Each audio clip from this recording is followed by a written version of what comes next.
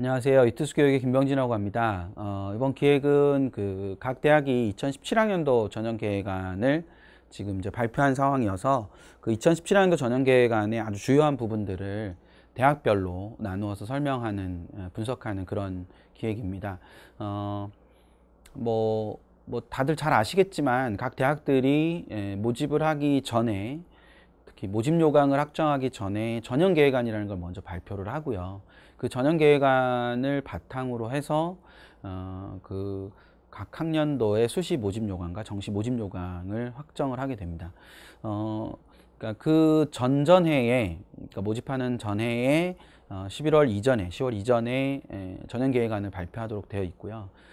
그 모집하는 해에 수시 모집 요강을 또는 정시 모집 요강을 확정해서 발표하게 되는데, 2017학년도 같은 경우도 이미 전형계획안은 나와 있는 상태고 2016년 4월 이전에 수시 모집 요강을 확정하도록 되어 있습니다. 따라서 지금 이제 저희가 분석해 드리는 이런 그 내용들은 수시 모집 요강 확정까지는 어디까지나 계획안과 관련된 내용이기 때문에 이거를 가지고 지원을 고려하시거나 결정하시면 안 되고, 2016년 4월 이전에 발표되는 각 대학의 수시 모집 요강을 바탕으로 그 수시 모집 요강을 면밀하게 살펴보신 뒤에 지원 여부를 결정하시는 것이 필요하다라는 안내 말씀 먼저 드리고, 이번 시간에는 이제 서울대가 어떤 식으로 2017학년도에 대한 고민을 하고 있는지를 전반적으로 살펴보는 그런 시간을 갖도록 하겠습니다. 서울대는 사실 이제 수시에서 큰 변화는 사실 별로 없어요.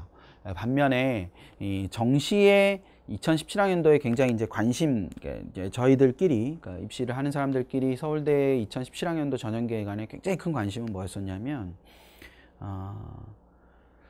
투과목, 그러니까 자연계, 과탐 투과목, 투과목의 이 원래 원투 조합이죠. 서울대 이제 과탐 조합이 원투 조합인데, 그러니까 동일 계열의 원투 과목을 못하는, 근데 투 과목을 반드시 해야만 되는 대신 동일 계열, 그러니까 화원, 화투는 안 된다, 뭐 이런 식인데, 예고가 계속 어떻게 되어 왔냐면 2017학년도부터는 투투 선택, 그러니까 뭐 화학투, 생명과학투 이렇게 했을 때 그 투투 조합에 가산점을 부여할 수 있다는 게 2017학년도에 계속 예고가 되었기 때문에 그 가산점의 규모나 또는 가산점이 어떤 영향을 미칠 건가가 굉장히 중요했어요. 특히 2017학년도를 대비하는 학생들이 2학년에서 3학년 올라가는 과정에서 그 가산점 여부에 따라서 투투를 선택할 수도 있고 그렇지 않을 수도 있는 경우이기 때문에 어느 정도의 가산점을 줄 수 있을 거냐라는 것이 굉장히 큰 관심사였는데, 물론 이제 명확하게 밝히진 않았습니다. 좀 이따가 제가 보여드리겠지만 명확하게 밝히진 않고 나와 있는데, 통상적인 기준에서 보면 그 점수폭이 꽤 클 것 같다라는 생각이 많이 듭니다. 따라서 서울대를 목표로 하고 있는 학생들 같은 경우는 투투 과목을 선택하는 것에 대해서, 특히 자연계 학생이죠. 자연계 학생들은 투투 과목을 선택하는 것에 대해서 좀 많이 주의를 기울이면서 내가 투 과목 2개를 할 수 있을까? 뭐 이런 부분에서 판단을 명확하게 하는 것이 필요하지 않을까라는 생각이 좀 듭니다. 그래서 그거 조금 주의 깊게 생각할 필요가 있고요. 수시부터 살펴보면 서울대 수시 전형은 고른기회 전형, 그러니까 기회균형 선발을 제외하고 2개 전형밖에 없죠. 지역균형 선발 전형하고 수시 일반 전형, 이렇게 2개 전형만 존재합니다. 여기 보시는 대로 지금 그 지역균형 선발 전형의 인원이 좀 늘었죠. 50여 명 가량, 50여 명 가량 좀 늘었고, 뭐 잘 아시겠지만 각 학교별로 2명의 추천의 대상이 됩니다. 학교장 추천 전형이죠. 그래서 지역균형 선발 전형이고 일반고 학생들만 지원할 수 있고, 그리고 고고별로 2명씩. 그래서 지금 뭐 위에 이제 학생들이 있거나 형들이나 뭐 누나나 뭐 오빠나 이렇게 있으면 아시겠지만, 지역균형 선발 전형은 경쟁률이 거의 비슷해요. 그러니까 약간씩의 차이는 있지만 총 경쟁률은 거의 비슷한 게, 전국의 고등학교에서 2명씩 이렇게 추천을 하는 거기 때문에 결국 지원하는 인원 자체가 거의 비슷하다고 볼 수 있죠. 그래서 그런 전형인데, 요게 이제 옆에 보시면 종합 전형이라고 돼 있어요. 그러니까 교과 전형이 아니고 통상적으로 이제 그냥 생각하기에 학교별 2명씩 추천을 한다. 그러면 당연히 내신이 뛰어난 2명을 추천하지 않을까? 뭐 이렇게 생각할 수 있지만 어차피 각 학교에서 2명씩 오는 거기 때문에 이 친구들의 내신은 거의 비슷하다고 볼 수 있죠. 그러니까 이 친구들의 내신만 보는 게 아니라 학교에서 어떠한 활동들을 했고 그것은 얼만큼 충실하게 진행했고 그리고 그것을 할 때의 능동성이나 또는 다른 분야로 확장시키는 능력이나 이런 것들을 굉장히 중요하게 본다는 거죠. 그런 측면에서 종합전형이다라고 해석하시면 되고 수능 최저학력 기준은 잘 아시다시피 인문계와 자연계를 따로 나누지 않고 세계 2등급이라는 수능 최저학력 기준을 가지고 있습니다. 예년의 경우를 보면 이 세계 2등급이라는 이 부분을 인문계열 학생들보다는 자연계열 학생들이 더 맞추기 어려워하는 경우가 많고요. 그래서 이 실제 정시 인원보다 더 많은 인원이 2월돼서 넘어오게 되는데 서울대 역시 자연계 인원이 많죠. 물론 이제 그거는 의대와 중복학교 하게 됐을 때 서울대를 선택하지 않고 의대를 선택한 학생들의 인원수도 있지만 실제 수능 최저학력 기준을 맞추지 못해서 합격자가 되지 못하고 미등록 인원이 발생해서 정시로 2월시키는 인원도 꽤 되기 때문에 서울대 직윤, 그러니까 저희가 통상적으로 직윤이라고 부르죠. 지역균형 선발 전형에 지원하는 학생들은 수능 최저학력 기준을 통과하는 것도 굉장히 중요하다. 더더군다나 여기에 탐구가 한 과목이 아니라 2과목 평균이기 때문에 세계 2등급이라는 이 수능 최저학력 기준이 특히 자연계열에서는 아주 낮은 최저학력 기준이라고 보기는 어렵다. 그래서 끝까지 수능에 대한 집중력을 좀 가지면서 갈 필요가 있다라는 거를 생각을 하실 필요가 있고요. 그 다음 이제 수시 일반 전형이 존재하죠. 수시 일반 전형이 존재하는데 인원이 역시 조금 는 상태고요.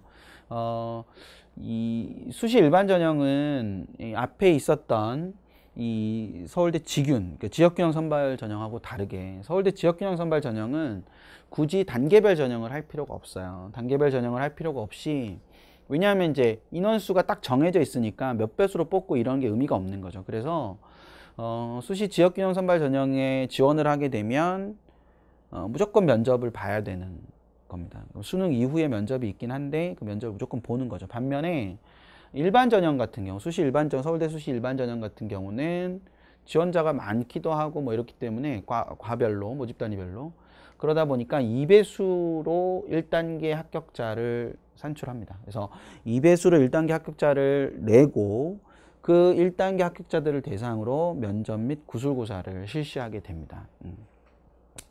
물론 이제 자유전공학부만 조금 차이가 있고 나머지 요 단계들은 이렇게 진행을 하는 거다라고 해석을 하시면 될 것 같고요. 그래서 1단계가 통과하고 나면 면접 준비를 해야 되겠죠. 그래서 면접 및 구술고사이기 때문에 저건 이제 모집 단위별로 공통문항을 활용해서 뭐 이렇게 진행하는 거고 서울대학교 홈페이지에 가면 전부 다 그 내용들이 있습니다. 예시 문제나 이런 것들이 존재하는데 뭐 그렇게 아주 쉬운 난이도의 문제들은 아니죠. 그러니까 이 논술고사를 글로 쓰는 거라면 그런 능력들을 말을 통해서 표현을 하는 거기 때문에 문제의 난이도가 일정 난이도 정도 존재한다라고 해석을 하시면 되고요. 그래서 1단계를 통과할 수 있느냐 없느냐의 비율이 굉장히 그 여부가 굉장히 중요하고 그 다음에 면접 준비를 좀 할 필요가 있다. 모집 인원에서 지금 보시듯이 700명대의 지역균형 선발 전형 인원이 있고 1600명대의 수시 일반 전형이 있습니다. 그리고 이 다음에 보시면 이제 729명 그러니까 정시 인원이 저렇게 존재하죠. 물론 이제 저 정시 인원보다는 더 많은 인원을 뽑기는 하지만 어쨌거나 서울대의 경우는 수시의 비중이 크고 그 수시의 비중 중에 당연히 수시 일반 전형의 인원이 가장 많다라고 해석을 하시면 됩니다. 여기에 이제 수능 최저학력 기준이 없죠. 이 수시 일반 전형은 수능 최저학력 기준이 없습니다. 따라서 인문계열은 이제 그게 없어졌죠. 2016학년도까지는 인문계열은 서울대가 한국사를 필수로 해야 되지만 2017학년도부터는 모든 학생이 한국사를 하기 때문에 인문계열에서 이제 그 제한은 없어졌는데 자연계열 같은 경우 아까 앞서서 제가 모두에서 말씀드린 것처럼 투과목을 반드시 해야 되는 부담이 존재하는데 일반 전형 같은 경우는 수능 최저학력 기준이 없기 때문에 수시 일반 전형은 수능 최저학력 기준이 없기 때문에 당연히 투과목을 하지 않은 자연계 학생도 지원할 수 있습니다. 그러니까 투과목을 하지 않은 자연계열 학생도 수시 일반 전형에 지원할 수 있다는 얘기는 수능 최저학력 기준이 없다 보니까 이 친구가 수능에서 어떠한 과목에 응시하는지를 알 수가 없죠. 그러니까 이거는 과탐 조합하고는 무관한 전형이다 라고 해석을 하시면 된다라는 거. 그래서 지원이 가능하다는 걸 생각을 해 두실 필요가 있고요. 서울대 수시 지원에서 잘 보셔야 되는 것 중에 하나는 여기죠. 그러니까 수시 모집만 실시하는 단위가 있습니다. 서울대는 수시 모집만 실시하는 단위가 있기 때문에 이 수시 모집만 실시하는 단위라는 것은 뭘 얘기하느냐? 정시에서 뽑지 않는다는 뜻이에요. 가장 대표적으로 자유전공학부가 있죠. 자유전공학부는 기본적으로 이 수시에서만 뽑고 정시에서는 뽑지 않습니다. 2015학년도 기준으로 얘기하면 정시에 자유전공학부를 뽑았어요. 그거는 이제 미등록 인원이 발생해서 그랬던 거거든요. 그래서 한 명 뽑았어요, 한 명. 그래서 23대 1인가 그랬는데, 그러니까 자유전공학부는 기본적으로 그렇게 넘어가는 거다라고 해석을 하시면 되겠죠. 그래서 뭐 여기 보시면 도국어교육이나 불어교육, 윤리교육, 수학교육 이런 과들도 전부 다 뭐만 하느냐? 수시 모집만 한다. 정시 모집은 하지 않는다. 2015학년도는 불어교육도 한 명 넘어왔었죠. 그리고 자연계열 학생들이 관심을 둘 수 있는 수의학과 같은 경우도 정시로는 뽑지 않는다.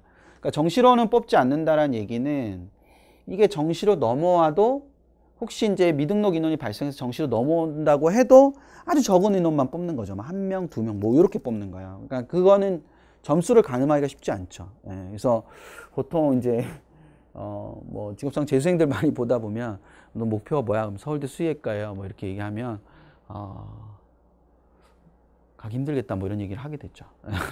왜냐하면 이 수시에서 가지 못하면 서울대 수의학과는 정시까지 간다라고 보장할 수 없는 전형이기 때문에 그러면 막 애가 자기는 수능 열심히 해서 수의학과 갈 거라고 뭐 이렇게 얘기를 하는데 서울대 수의학과를 수시에서 정시에서 뽑지 않는 경우가 더 많기 때문에 그러니까 어쨌든 요 학과들은 정시에서는 뽑지 않는 학과다. 모집단이다. 그래서 자기가 요런 학과들을 가고 싶다라고 하면 반드시 수시에서 써야 된다라는 거. 이제 그 부분을 생각을 좀 주의 깊게 하실 필요가 있다라는 겁니다. 그래서 정리하면 수시는 기본적으로 지역균형 선발 전형과 일반 전형 이렇게 두 개로 나뉘어지고 이 두 개에서 수시 일반 전형은 기본적으로 수능 최저학력 기준이 없기 때문에 과탐 조합과 무관하게 지원할 수 있다라는 거 이제 그 부분을 생각을 하시면 될 것 같고요. 정시는 아까 말씀드린 대로 여기서 이제 확인을 하면 이렇게 이제 서울대는 이렇게 유형을 세 개로 이렇게 나누어서